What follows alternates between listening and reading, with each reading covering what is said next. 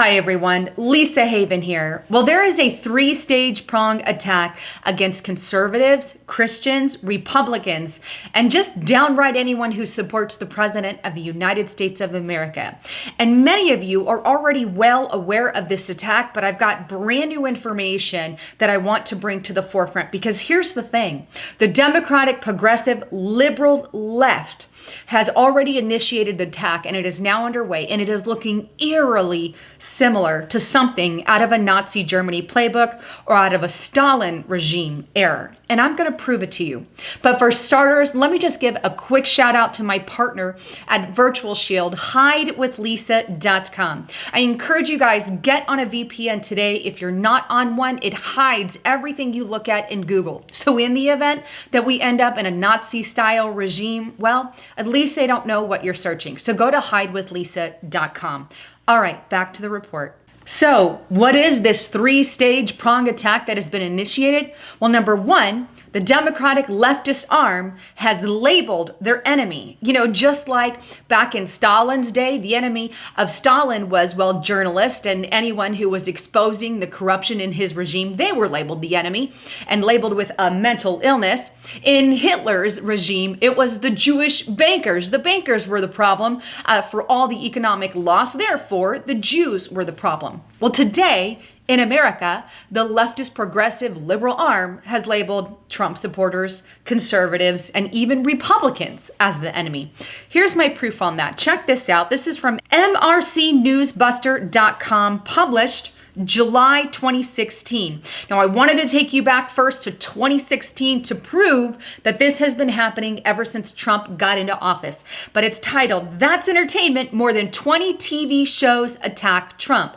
That was in 2016. Now let's go to a current article. This is lifenews.com, published February 11th, 2019. 33 TV shows in January alone, basically, slam terrorist Trump, but praise abortion. Why the comparison of the two? Well, I took you to 2016 to show you that throughout the year, there was about 20 shows that bashed Trump. Well, now fast forward to 2019, and in 1 month alone, we now have 33 TV shows bashing the president and supporters of the President of the United States of America. That is a major increase on quote unquote labeling who the enemy is. Here's another report I want to show you. FoxInsider.com, published February 10th of 2019.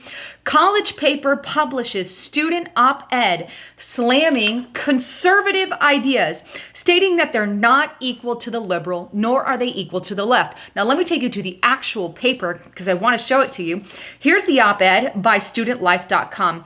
It's okay that conservatives do not feel welcome. Now, the report goes on to state there's no reason to actively accommodate conservatives, especially, they write, fans of the president, because their ideas add little value to our discourse.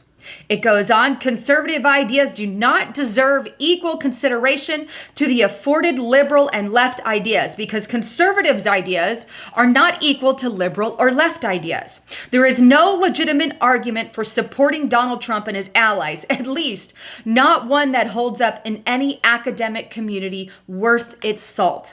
Advocating nativism, sexism, government by oligarchy graph, and anything else the president represents is not productive in a space meant to contribute ideas to the world.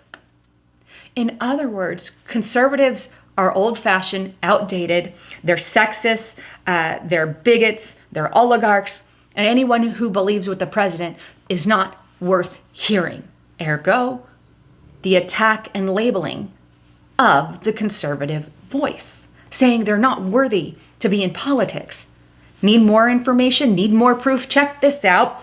This is from Psychology Today. Why liberals have bleeding hearts and conservatives do not. It goes on to state that conservatives are hostile to immigrants, foreigners, and racial ethnic minorities. It goes on to say that conservatives fear government intrusion because we don't want our money eroded by taxes. We're basically selfish. Then it goes on to praise liberals and say they're not scared of the world. They welcome immigrants and minorities, and they're very happy to pay taxes. What is that saying about the average conservative? I don't know one single conservative in my circle that hates any people group. That includes minorities, that includes people in religious groups, that includes LGBT, that includes even immigrants. There is no, I hate you, I don't like you, you're not worth a lick. I don't know people like that. The God that I know loves everyone equally. And that's the thing. And here they are painting people in a very negative light. Here's another one for you. Slate.com. Why are conservatives more susceptible to believing lies? Conservatives aren't worth a lick. This is the picture we got. Conservatives are the reason for the problems. They don't have a voice and shouldn't have a voice. They believe lies. We're susceptible to lies, it says. And, well, our ideas are not equal, and the mainstream media is allowed to bash us. Sounds, again, eerily similar to something that happened in Stalin's regime to the journalists and reporters, or Hitler's regime to the Jews. It's just the truth of the matter. What's the second plan of attack? After you've labeled the enemy, how about you start removing their privileges?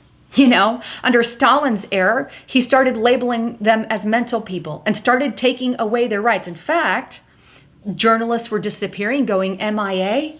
Many people under the Stalin regime did, also under Hitler's regime.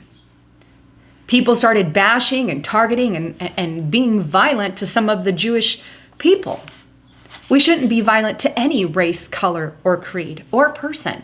That's just the way it is. But second, you take away their privileges. Are they doing that here in America? Absolutely. They took InfoWars pretty much off of every platform. Who else did they take off? Well, Laura Loomer, Natural News, all conservatives. Conservatives, even Franklin Graham was removed. Some of his posts were removed off Twitter because of his conservative voice.